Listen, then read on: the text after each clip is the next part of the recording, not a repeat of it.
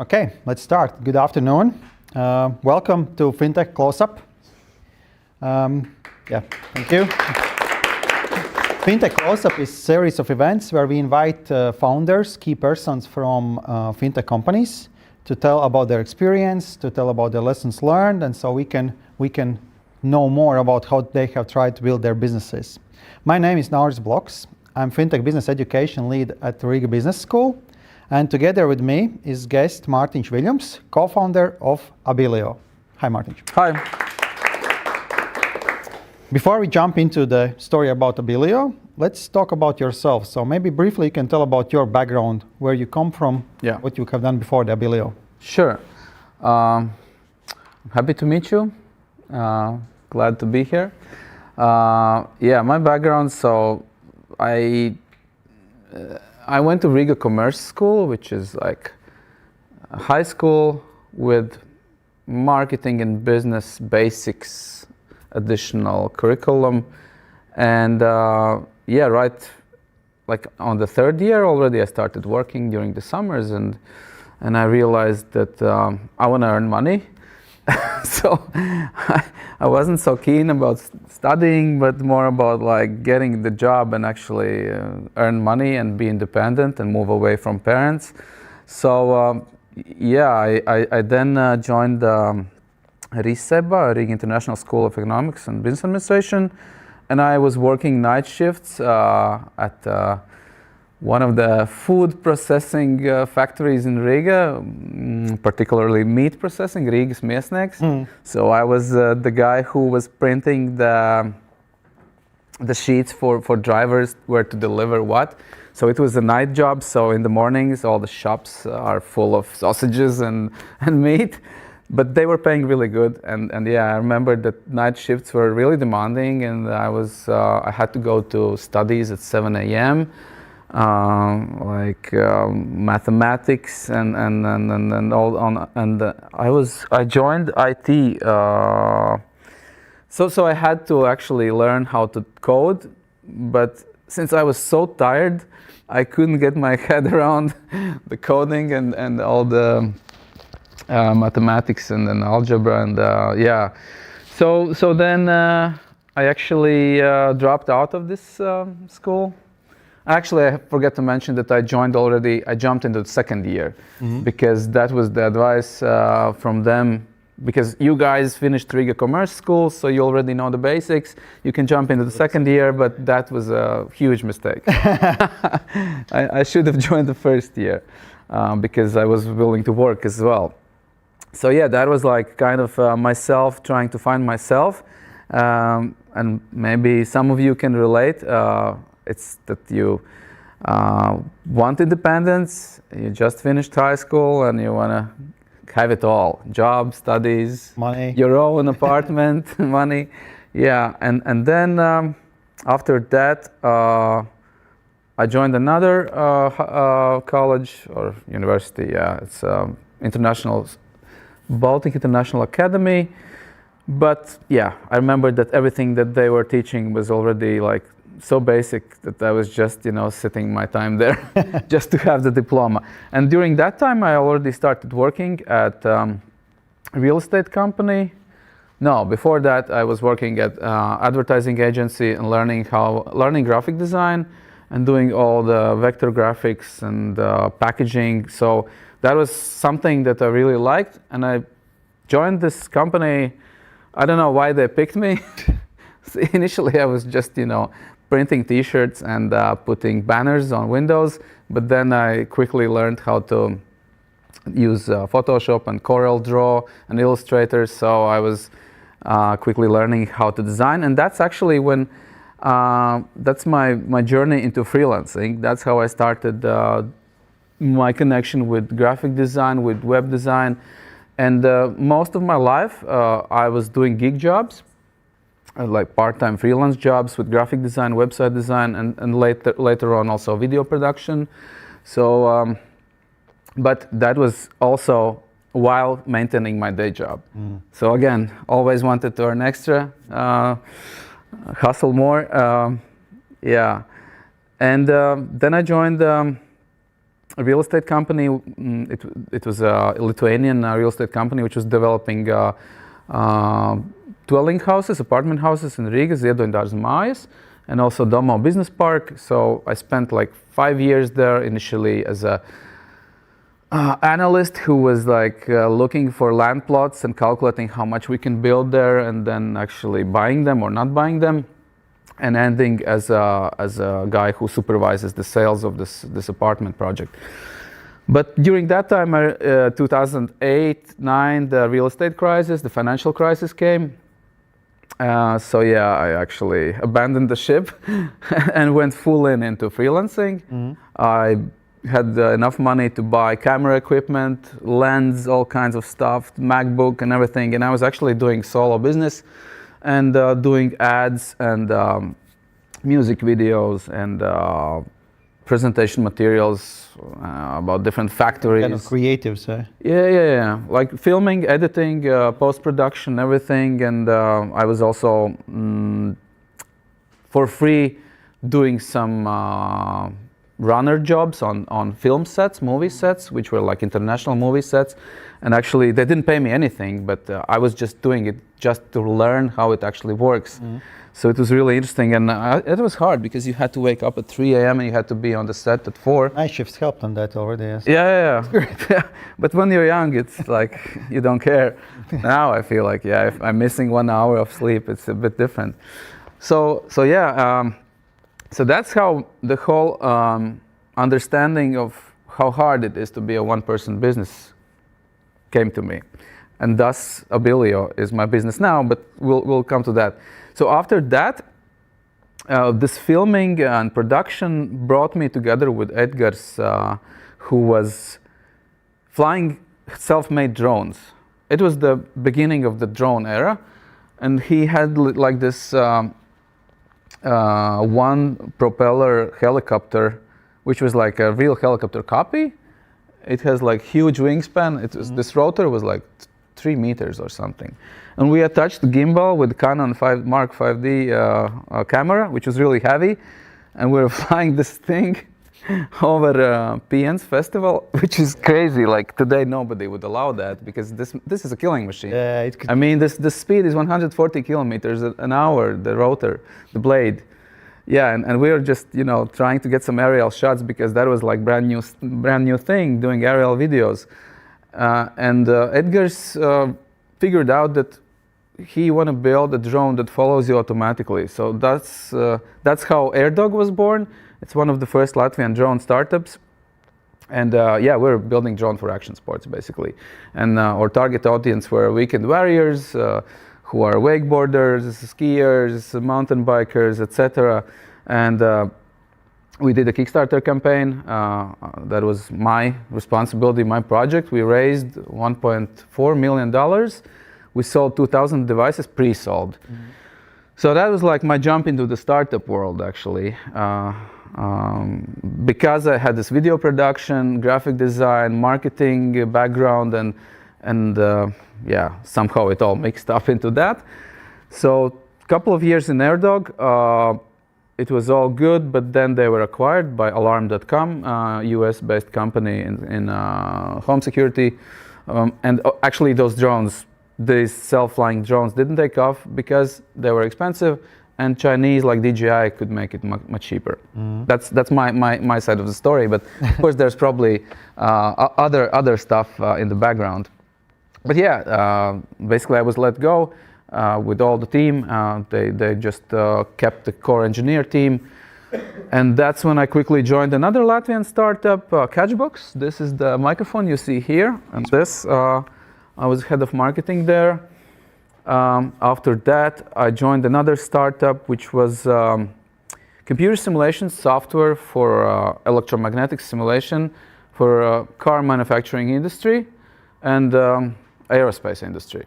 And this was like completely like shift from B2C to B2B enterprise sales, which are long sales cycles with the huge companies like Volkswagen, ThyssenKrupp, and etc.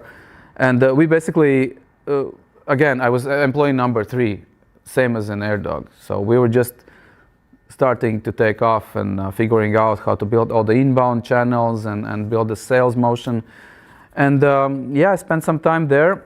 And during that time, I was still doing this part-time gig work with video production and aerial filming and all that stuff. And I was constantly struggling with this. How do you actually get paid as a freelancer? If you don't want to establish your own company, you have a day job.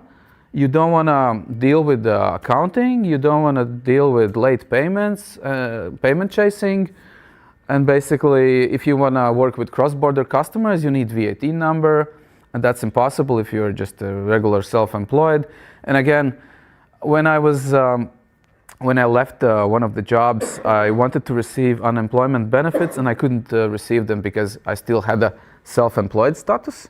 And then I had to close it just to receive unemployment benefits. So I figured out that also those stay-at-home moms who are on child support, they also cannot work and cannot do any gig work. So all this kind of felt to me like very messy. And I had two friends which I know from our hobbies, like kite surfing, and one of them is tax advisor, and one of them is like full stack web developer. And so we talked together, like, how can we fix this problem? Because this was like a real life problem that I had encountered with. They both understood me because Arturs, he's a developer and he also had a lot of solo gigs. And Mārtiņš, our third co-founder now at Abillio, he was running tax consultancy business for like last 25 years. And a lot of his clients were also freelancers, not only like businesses, but also freelancers. So he understood this problem. So what we did, so now I'm transitioning in how Abillio was born. Yeah, just a second before we transition. Just small recap. So from sausage labeling, you went to graphic design, then to real estate, then to freelance, then to drone startup, then to Sketchbox, electromagnetic simulation, then to simulation startup, and meanwhile I built Abillio. Still also working as a freelancer on gig works as well. Yeah. And while I was at Senos, this electromagnetic simulation software, I was building my startup because I realized I cannot just leave this job and go full in startup. I had to sustain. Hustle you started. Yeah. So. Okay. Yeah. So the background is quite interesting that you are guy who likes to actually go in a lot of unknown areas. Yes. Yeah, I get bored easily. Yeah, I can see that. Yeah. Okay, so you already saw this problem that as it's your problem actually. Yeah? You had the same problem as a freelancer, how to get paid easy. Yeah. So and you had two co-founders which also had similar problems. So okay, so how did you figure out? Okay, let's do this. So we first looked into the competition. So there was like no direct competition here in Latvia. But there was a similar company in Estonia, Xolo, which had raised Series A, and they're like huge company. But we looked at them and we realized that they are not fully compliant with Latvian laws. So if anybody in Latvia uses them, they actually still have to pay taxes. So Mārtiņš, my co-founder, who is a tax lawyer, he figured out a way how actually we could pay taxes on behalf of freelancers as a platform. So what we had to connect finally in the final pieces were like payments, tax reporting, invoicing. And we built this all in one platform and launched in 2021. But before launch, it was COVID winter, so we had a lot of free time. We're iterating different user interfaces, logic, how it would work, and meanwhile also validating the idea on different Facebook groups where freelancers actually talk about stuff. So I created Google survey. How satisfied are you with the existing solution, like self-employed or your own company? Or have you used any of the competitors like Solo and Estonia? And I realized that people were not satisfied with current situation. And I asked them also, if you had the chance to use a platform like Abillio, which takes care of all the admin layers, you just need to sign up, connect your bank account, invoice your client, and get paid. And set it and forget it. Like, you don't have to pay any taxes, no VAT reports, no accountant, you don't have to pay to accountant, you don't have to open business bank account or your company, you don't have to think about legal documents and everything. So yeah, they realized they all responded positively, and I asked them like, price. What's the price point that you feel you would be comfortable with? So we launched with 3%. So the business model is was 3% from invoiced amount. Now it's 5% because we started too low. We couldn't sustain our operations, but that's a good lesson. So yeah, and yeah, 300 people replied positively. So we had quite a large outreach, and that kind of validated my idea. Okay, I'm not the only one, and there's other people. And yeah, we launched. Same 300 people joined in, and in the first month we earned 500 euros. So first year we were running the platform while we all were still on our day jobs. Like Mārtiņš was running his tax consultancy business. Artūrs was working, I guess, as a freelance web developer, but on many different projects. And I was still working in this electromagnetic simulation software. So yeah, so the two learnings here for you who are building fintech startups is validate your idea, like extensively validate, do customer interviews. There's a good YouTube video called Mom Test, the Mom Test. I suggest you to look at it because it shows how a lot of us are asking our closest friends and relatives, do you believe in my idea? And they usually will say yes because they love you, right? But that's the mom test. You have to actually approach it a bit differently. There's also a book called Mom Test, I guess. So yeah, the one learning is that you have to validate. And second learning, don't jump into the startup without securing additional income. If you don't have any day job, you will burn out quickly, and you will be under constant pressure that you need to earn, you need to get first traction, first income, and that's how you maybe do some rushed decisions and burn out actually. So yeah. Okay. About these two things, so you said that the first validated customers, so you search for customers in Facebook groups, but it's like regional only, Latvian? Yeah. So or focus, narrowed down. Focus was only Latvia initially. Yeah, so and that's also success, a key to success, to narrow down to actually customers. I always say that it's easier to start with very narrow niche, because then you can get your message very precise. So your copywriting, your product unique value proposition will be always on point. And then you can grow from that to the wider audience. And also, if you want to target people, be it SEO or paid ads or direct sales, cold outreach, it's always easier if you know your ICP, ideal customer profile, which is very like narrow and specific, and the more specific it is, the better. Yep. Yeah. The students also usually, when we do some workshops in class, they say, "Oh, we will build for everyone." And I said, "It will be super expensive to sell to everyone, yeah, because that's like." If you want to run Google ads for everyone on all keywords, you're gonna just bankrupt. It's better to find something that nobody advertises on, some keywords that nobody advertises on, and there's no competition, and it's always easier. Yeah. Okay, and just to recap on the business model, so you receive money on each invoice paid, yeah? So once the invoice is paid, you just take a commission from that amount, which is... Yeah, so basically when you receive money to your bank account, our commission is already deducted, yeah. Okay, and it seems that this is rather specific for specific markets. So how you actually tackle this? So how you made it unique, not only in Latvia, but maybe broader across or it's operating only in Latvia? Correct? No, it's operating globally. So yeah, the first milestone was getting traction in Latvia, and we also built a referral program where you can, similar like Revolut does, when you suggest a friend and you earn some money. So basically, we refused to collect our fee from the first invoice. Basically, we gave it to you so you can suggest to your friend. So that worked. How you know that there is traction? So how you like define that this is attraction or there is no attraction? So what was your metrics for this? No, invoices.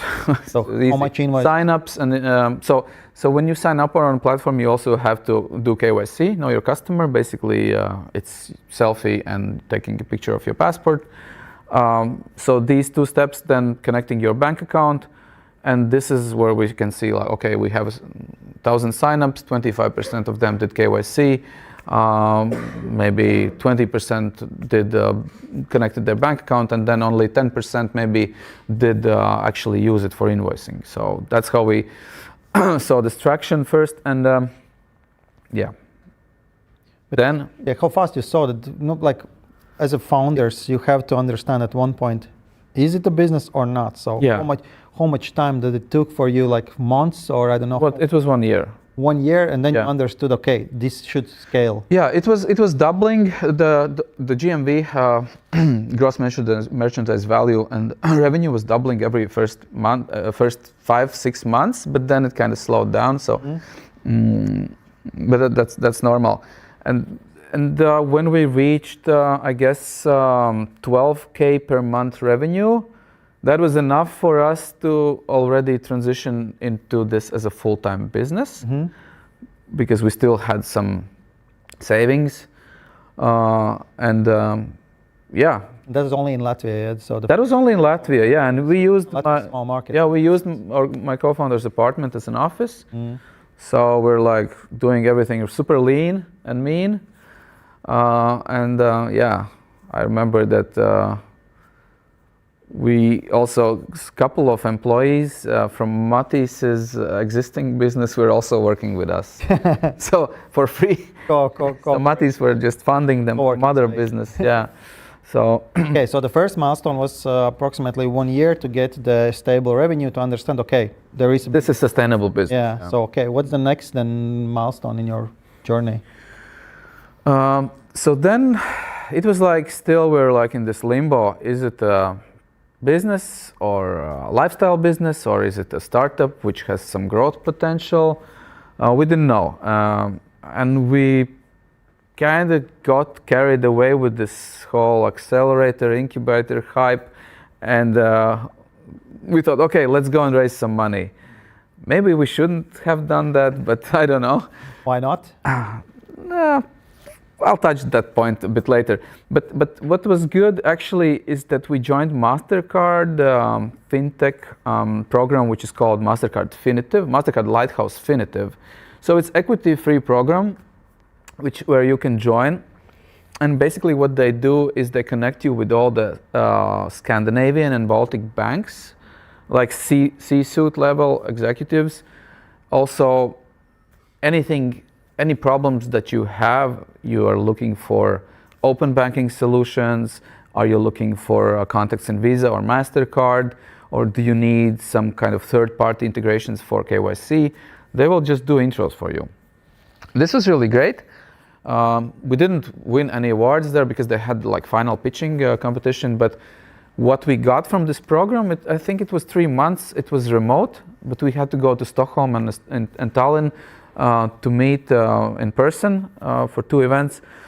But basically it gave us a lot of connections which we still benefit from. One of them is they connected us with the open banking platform Aija, which enabled us to connect our platform or backend with our bank data. So basically all the incoming transactions automatically showed up in our database without delay. So that was a great contact that we had there, and also that gave us some kind of belief in ourselves that not only we think that this can be scalable outside of Latvia, but also the bank executives thought, okay, this is a good idea, we want to see this grow, and we think that this is underserved audience, freelancers, and independents and gig workers, and it's growing.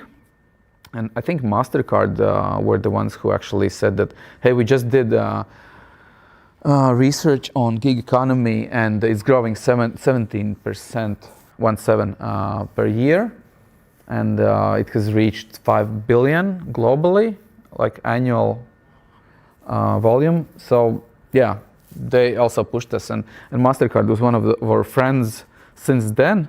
We are in good contact with them, and also they helped us a lot. So you try to scale your business through incubators, accelerators, different programs where you can. Yeah, we also went to Estban, Latban, tried to pitch to angel investors. But it was good practice how to nail your pitch. Try to compress everything in 3 minutes and get your point across.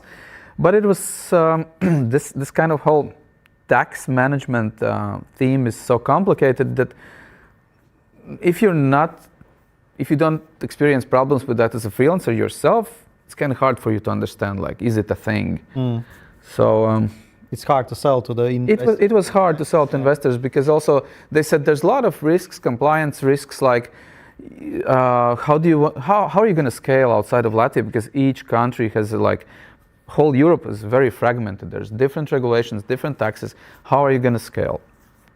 So that was like one of the biggest concerns, and so we figured that, okay, we're not gonna raise any angel rounds. We're gonna just continue bootstrapping. But then we figured out how to do it outside of Latvia, and we took Estonia model.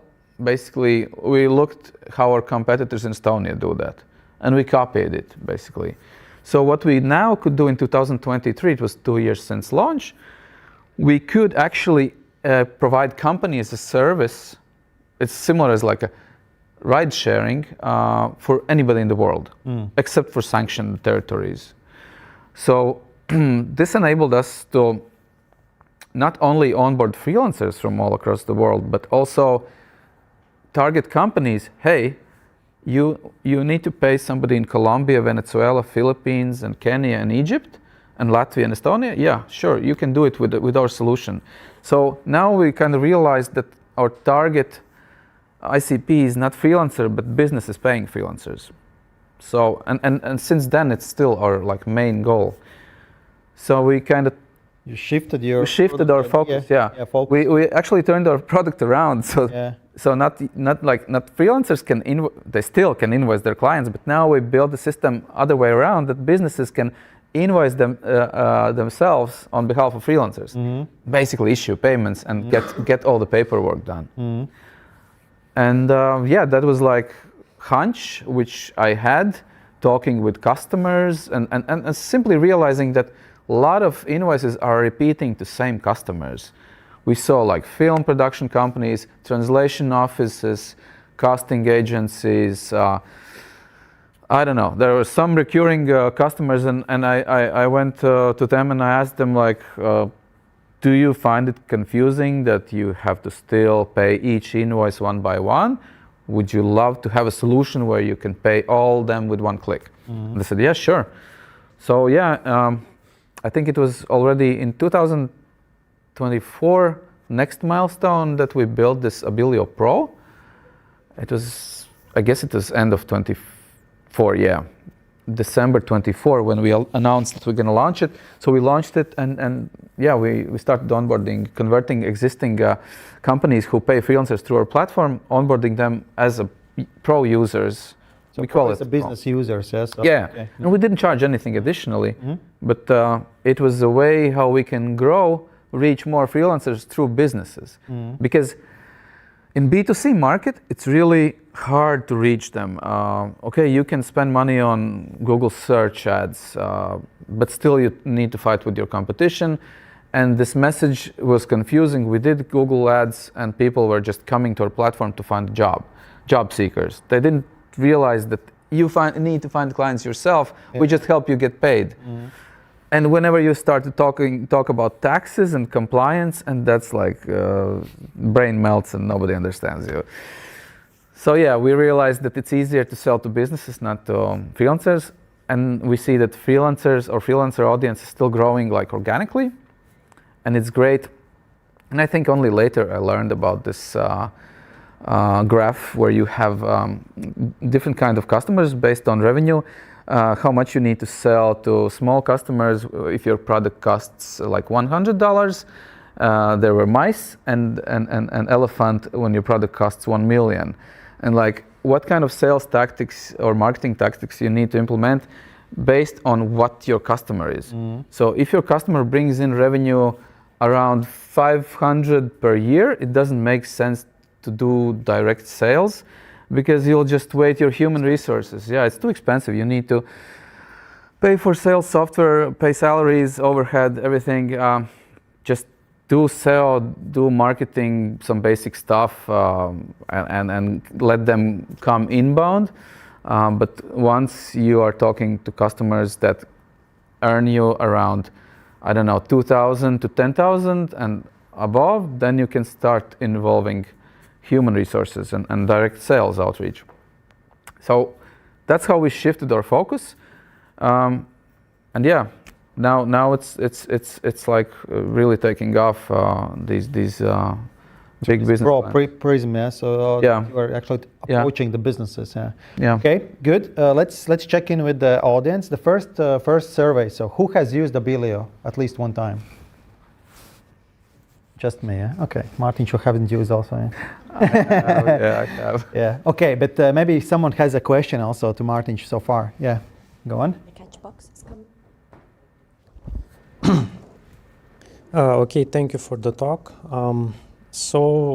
Yes, I've not used your platform, this Abillio, but I've considered using it.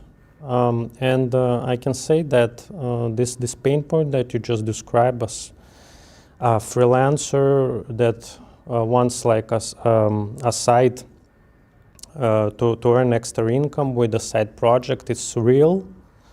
And basically for these like small projects, infrequent, and when you have maybe a day job, it just makes sense. The cost benefit, it just makes sense to use your platform just for the small projects.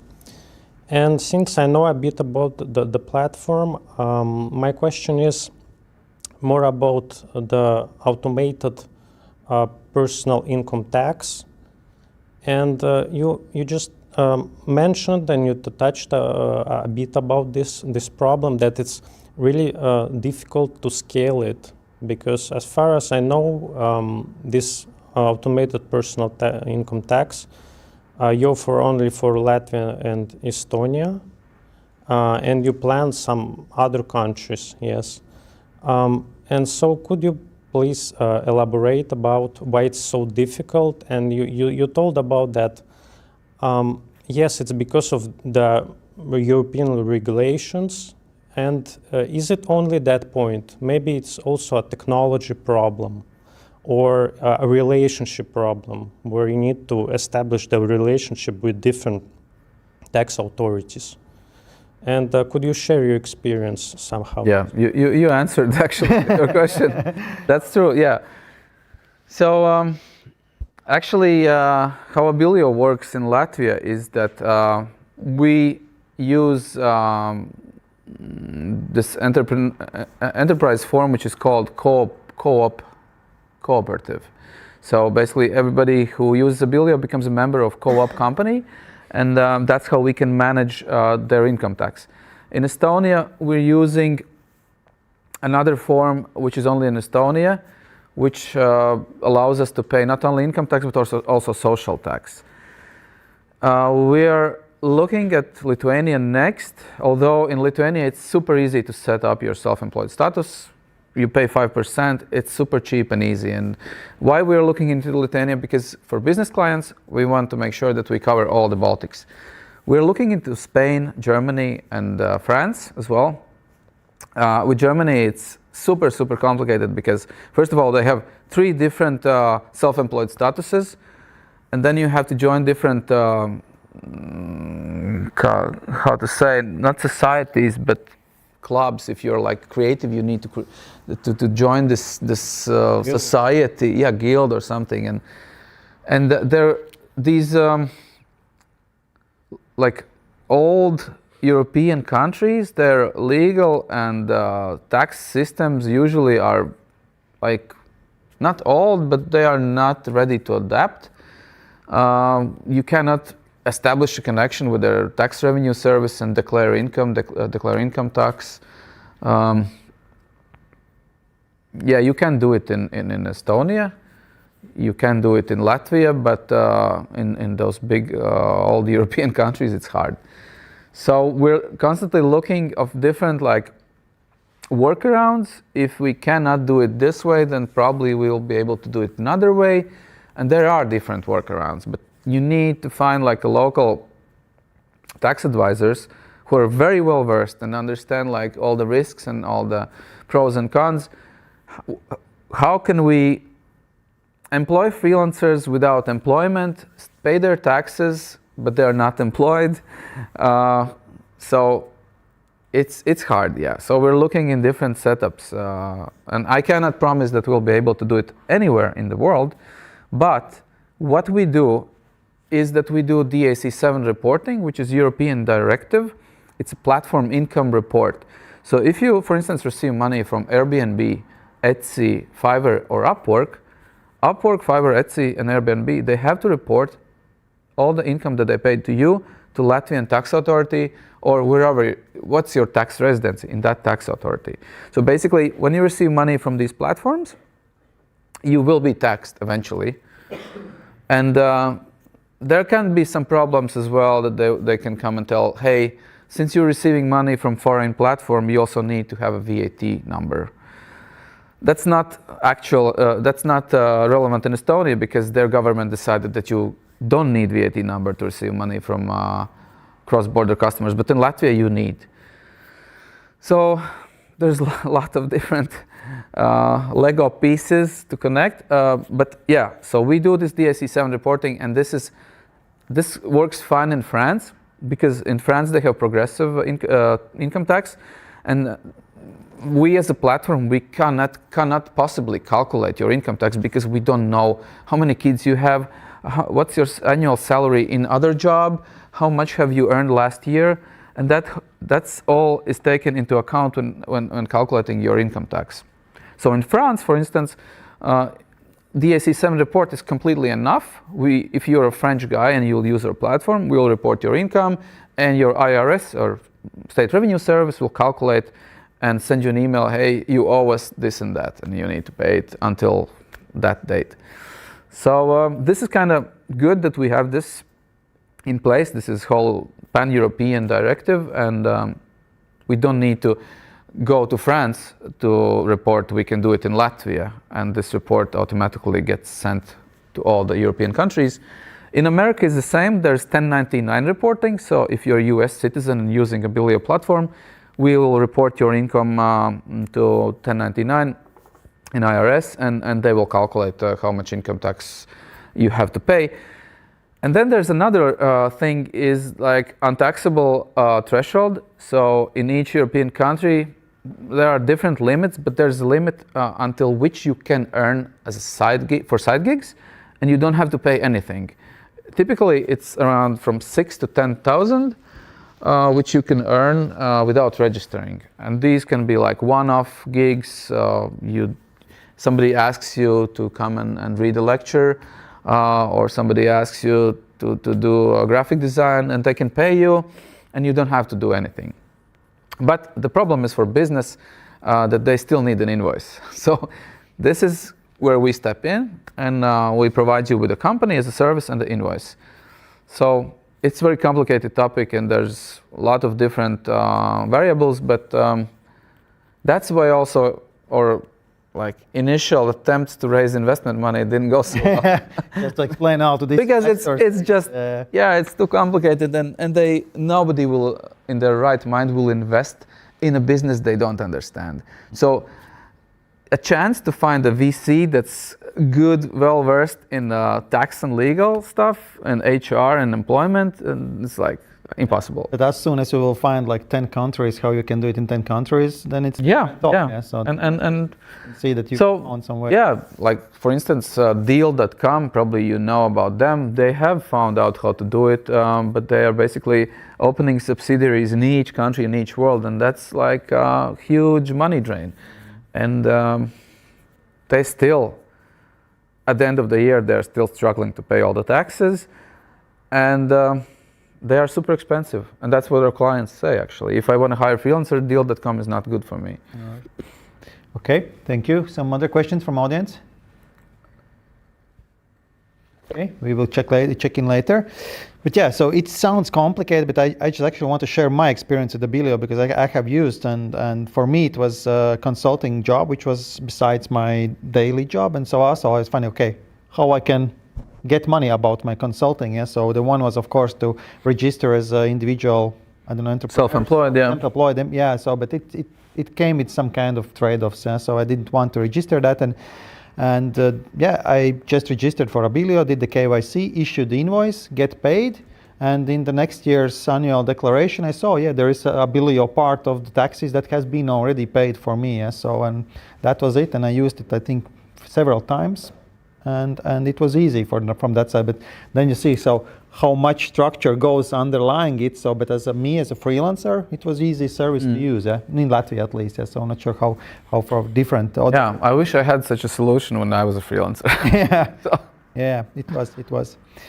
Okay, you already said that one of the key enablers for your growth was to switch this, that the freelancer is not your customer, that actually the business is your customer. So how hard is actually to now scale that? Because we know the business-to-business cycles are much harder than maybe business-to-customer cycles. So have you found a way how to do this? Yeah, so this comes with a lot of new feature requests. So each client, each business client that you will get will ask, hey, can you implement automatic contract generation?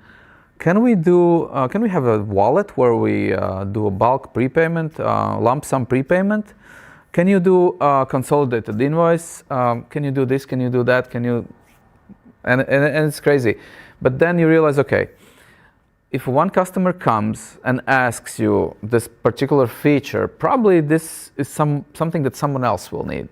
So you just dig in and build it, and that's we've been constantly building. And our CTO, which is our co-founder, he's like, guys, can we stop with these bugs and feature requests? Like, I think we built our platform 3 years ago, and they were still building. But what's your mindset here? So you are trying to satisfy all those custom needs? because otherwise they will just use our competition.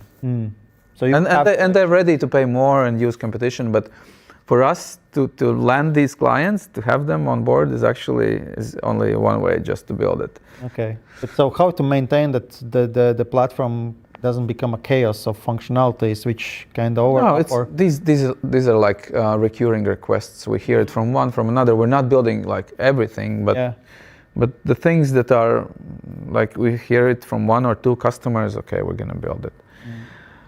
But these are legit requests, and okay, let's talk a bit numbers. So how many customers currently are using actively Abillio, or how you can? Okay, actively, this is a tricky part, because as we look at the freelancers, most of them are not full-time freelancers. They use it maybe for one quarter, then they will not use it for 6 months, and then they will return. Or business clients, the same. Some of them have like active periods where they, like one of these companies is a business process outsourcing company, which have call agents, and they are calling doctors about drug trials, and they are based in third world countries, the emerging countries. And they have these campaigns, like they finish one campaign, one drug trial, they start another. So these numbers, it's really hard for us to measure retention and churn, because these numbers change all the time. But what we're looking at as our main driver or North Star KPI is our revenue, and basically number of invoices, average invoice value, and how like Latvian audience compares to international. And now we just launched Estonian product also, just like a few weeks ago, and so that's going to be next thing we're going to measure. And what we're looking at is weekly active customers and monthly active users. So currently we have like I think more than 16,000 16,000 freelancers. Active from them probably are 3,000. How many invoices then are issued? Okay, so I need to calculate. So per month, so our turnover per month is like 700,000 euros, and the average invoice is around 700. So, Okay. so yeah, 10,000. yeah, 10,000 something around. Okay. Something around. Those are numbers that you can Yeah. work with. Yeah. Okay. Okay. So the North Star for you is the revenue. Yeah. So The just, revenue, yeah. So because revenue means that okay, we can afford one more employee. Now we can grow our sales team. Yeah. Now we can hire UX UI developer. Now we can pay to PR company to launch our product in Estonia. So basically, sales and the revenue is everything that we depend on just to grow, because we put everything into growth. so you consider yourself still early stage or already scaling stage? So how you consider yourself? Yeah, I think we're still like early stage, maybe seed stage, startup, because we're not like your regular startup with hockey stick growth, mainly because of this complexity of taxes and regulations and compliance, and maybe it's okay for some companies not to raise capital. It's not always the thing you must do. So you have to follow your gut and basically choose what's more valuable for you. Is it freedom to make your own decisions, or investor money which can help you as a rocket fuel if you know the formula how to launch this rocket? But if you still are figuring out this formula, then there's no sense for you to pour in some rocket fuel. So I've seen a lot of companies who just raise some investment money and then they just burn it all because investors say you need to burn, and then they hire a huge team, but this whole team is sitting all day on their hands because they don't know what to do. Yeah. So yeah. Going back a bit to your experience about trying to raise capital on angel investors or accelerators, from today's perspective, would you suggest to do that to other startups or fintechs at stage when you tried it? So you had kind of like proved business model, or at least that you saw that there is some revenue, then you decide, okay, we need some capital to scale. So how, from your experience, would you suggest to do that? Because it takes time and effort. No, we raised 100K from Startup Wise guys. Okay. But that was like acceleration program, 3 months in Bucharest. It was a FinTech acceleration program. They taught us how to validate your product globally. They taught us how to polish your pitch deck, how to figure out your ICP, but basically it was still all jumping the gun because now we have changed a lot of our perspective on these things. And I think joining accelerator is not always like the thing you want to do. If you're a complete newbie, then yeah, okay, you can do that. But if you have experienced some background in business, then probably it's not the wise thing to do but all in all, these 100K helped us go through some rough patch.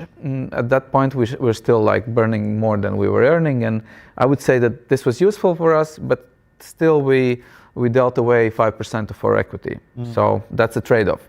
So you still need to figure out how much equity you want to give away, and typically it's not advisable to give more than, in the first rounds, not more than 15%, yeah, because you still need to be owner of a larger capital share than at the Series C, not give it away all at once. But for fintechs, if you guys are building fintechs, yeah, sure, raise money. And I've spoken with investors and asked them like, would you give money to somebody who raised before from you and failed? They always say yes, because they know that you tried and you have learned from your experience. And for them, it's all about finding, from 100 companies, finding those 2 or 3 who will bring it 100x revenue. So they are okay if some of the companies fail.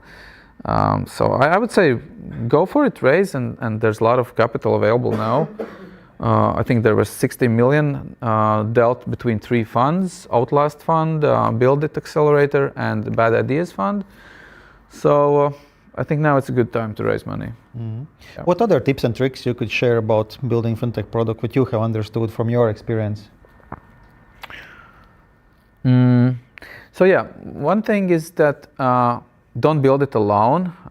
Go outside in the fintech circles, mingle with people, because sometimes you realize that solution you've been building or struggling to build is already available as an API. For instance, you can leverage different partnerships. Don't build everything yourselves, because a lot of things are already made for you, and you can just if you have a good relationship, you can also have a good pricing on them. Because I think Go Cardless, which was what was the previous name of Nordigen, them? yeah. Nordigen. They were for free. Now we're paying 100 euros per month, but still, this was one of the products that helped us to also have all the bank information in the backend. And this AI that we're using was acquired by MasterCard. And AI basically allows us to initiate payments from our platform. So it's payment initiation through open banking.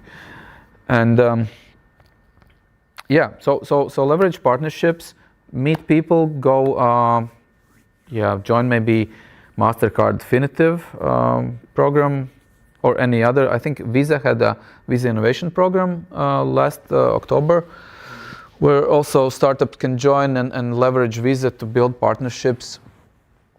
What about founding team? So you had a lot of solo projects where you have been alone, and then you have the founding team. So oh yeah, can you? I think I'm lucky with my co-founders, but yeah, I've seen other stories.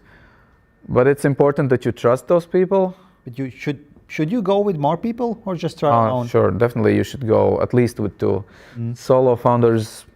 Okay, now we're seeing a bit different because of AI. There's a lot of solo founders. But before that, investors typically said like minimum 2-person teams. But now it's a bit changed. And yeah. Basically, if you're a solo founder with Claude bot, basically you don't even need to raise capital probably. So Yeah, we already zoomed out a bit on the emerging technologies. Do you see that something will change also in your business model due to the AI or blockchain or some other emerging technologies, or you see that you have your path and nothing will kind of impact you? Yeah, AI will never be able to figure out your taxes and pay them for you. So I think for AI it's boring. Yeah. And most likely it will just tell you some bullshit about taxes, and you will end up with more problems before. But there's one emerging technology which I think is going to change things around. It's this single European wallet, where you will have your identity, your money, your university diploma, and your health information. So this is coming out pretty soon. So I really hope that this wallet will also track your tax status as independent. So if you change your tax residency, you can live 3 months in Iceland, then move to Bali. Where should you pay taxes, right? So I think this problem might be solved with that. Probably, I see that we can fit in there. Blockchain, yeah, definitely. Like stable coins, we are using already. Because they are super fast, and especially for those regions where, like for instance, it's really hard to get money to Egypt because there are simply no corresponding banks. If you want to send money to Egypt, it will take maybe 2 weeks, and then it will bounce back, and you will lose a lot in the bank fees. So people from Kenya, Philippines, Egypt, like Venezuela, they are relying solely on USDC stablecoins. I see that we can implement more products related to blockchain, like escrow accounts with stable coins and maybe smart contracts in future. But we also had the discussion internally, should we accept Bitcoin as a payment? And probably we could do that, but we simply don't see a demand for that. and also Ethereum maybe, but the gas fees are high. So we stick to stablecoins for now. And one of our partners, which we use as stablecoin payments rails, didn't get MiCA license, so we now had to find another one. That's a problem. But and AI is basically, it's changing the whole future of work scene, if you can say so, because there's so a lot of those low skill workers, maybe like repetitive task workers, are not necessary. So those guys in the Philippines who are doing this stuff are now looking for a job, and they are still, they have been doing solo gig work all the time, and they're still like looking for that. And maybe with all the possibilities to learn new skills online, they are, maybe changing their profession and skills, and still there's a demand for our product. And there's a lot of solo businesses who want to hire on demand. So fractional CMOs, maybe, somebody for just one project. So still, that's where we see ourselves in a picture. I believe that the flexible work is they say that in the US there are more flexible workers than like regular employees, but I'm not sure. The segment is still growing. It's growing, yeah, and all the platforms and marketplaces and gig work platforms, they are also growing. So yeah, and because of inflation and the economic situation, people are still looking for extra income. So it's always be a theme. And yeah, and companies are looking, businesses on the other hand, are looking to employ people in emerging countries because they have a good English proficiency. You can teach them everything what you need, and they can do a job for you like 10 times cheaper.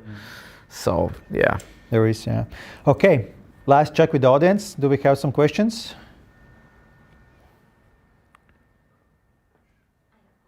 Everyone is registering to Abillio platform now. So can you tell us more about your current team? How big is it, and what's your plan? Or is it like becoming more efficient? You can reduce the number of people working for you or increase? What's the... So we have a 7-people team now, or 3 co-founders. Then we have accountant, we have customer support person who is also financial operations manager, helping out with KYB, KYC, all that. Then we have a UX UI front-end developer, which is also working now with API. I forgot to mention we have API for marketplaces. So if you're building marketplace, you can use Abillio for payouts. Yeah. Then we have another person in the marketing department. Yeah, so 7 people. Full-time, or you are? Full-time. And we have one person in Estonia as a freelancer, and one developer in Latvia as a freelancer. We pay through our platform. And yeah, with the AI agents, actually, our CTO has become so efficient that probably not going to hire any developers soon. What we're going to hire are maybe salespeople, SDRs, and marketing people, probably maybe local representatives in countries that we're going to open up new markets. So Estonia probably. Yeah, and if we grow, then probably we'll need more people in financial operations team, because all the payments are still manually verified. They are going out in bulk and processed in bulks, but still manually verified. So as we expand, we still need more eyes on that, and probably we'll need some customer support in a Latin America time zone as well, Spanish language. So now AI is doing that, but not very efficiently. Okay, so still there is growth in next years. Okay, so just to wrap up our discussion, so last question from my side. If you were to give one piece of advice for students or someone who is building or will start build fintech product or company today, so what would be this one advice? Yeah, I think my advice for you will be try to build fast and fail fast. If it's not happening, don't waste your time on that. So validate your market before building, and yeah, your experience will build on these fails, and one day all this will come together and connect the dots. Like me myself, I worked in different areas, and that helped me just to understand different aspects. So follow your natural curiosity, and I think you'll be fine. Yep. So here you have it. Don't be afraid to fail. Yeah, fail fast. Main thing is learn from the failures. Yeah. Yeah. Thank you, Mārtiņš, for the discussion. Thank you. That's it. Thanks. Just before we close, I want to just announce that we will have one last FinTech Close-Up this season, and it will happen in Baltic FinTech Days, which is a conference, FinTech conference here in Riga, Latvia. It will be on May 13th on the podcast stage. So if you are attending Baltic FinTech Days, go to the podcast stage and we will be there as well. Thank you very much. That's it for today. Thanks. Thank you.